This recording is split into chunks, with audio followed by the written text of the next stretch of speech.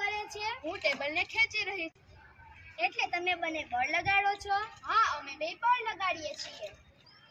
બળ એટલે પદાર્થ પર થતી જે અસરને લીધે પદાર્થની ગતિની અવસ્થા અથવા તેનો આકાર બદલાઈ શકે છે તેને બળ કહે છે. તો ચાલો આજે આપણે બળના પ્રકારો વિશે સમજીએ. સ્નાયુ બળ. શરીરના સ્નાયુઓ વડે લાગતા બળને સ્નાયુ બળ કહે છે. પાણીથી ભરેલી ડોલને હાથ વડે ઉચકવી. સ્થિત વિદ્યુત બળ.